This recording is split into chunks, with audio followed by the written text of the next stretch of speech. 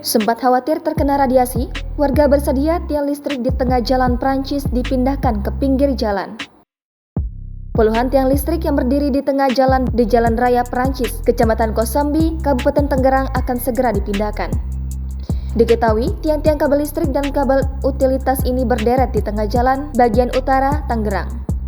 Iwan Firmansyah, Kepala Dinas Bina Marga dan Sumber Daya Air pada Selasa 20 September menjelaskan bahwa untuk proses pemindahan tiang banyak vendor di sana dan proses pemindahan tiang sedang berjalan.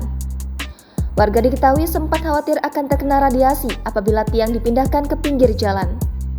Namun setelah disosialisasikan dengan masyarakat setempat beserta camat, kades, pemilik vendor dan lainnya, akhirnya warga sekitar bersedia tiang tersebut dipindahkan ke pinggir jalan. Awalnya, tiang yang berdiri di tengah jalan tersebut adalah sisa dari perbaikan jalan Prancis Dadap. Iwan menerangkan kalau tiang itu merupakan milik perusahaan listrik dan juga digunakan oleh penyedia jasa telekomunikasi dan internet untuk menggantungkan kabelnya. Tiang listrik yang ada di tengah jalan pun masih berdiri kokoh dan sampai sekarang belum dipindahkan. Masyarakat pun yang melintas di jalan itu dibuat terancam bahaya dan rawan akan menabrak tiang. Ditambah lagi, jumlah tiang tersebut ada banyak mencapai puluhan di sepanjang jalan. Adanya tiang-tiang ini menambah buruk kondisi keseluruhan ruas jalan yang sudah rusak dan berdebu.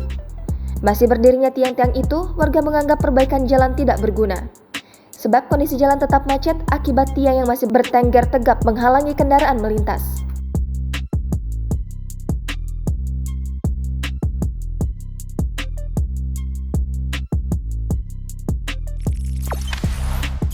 Jangan lupa subscribe, share, komen, dan like ya.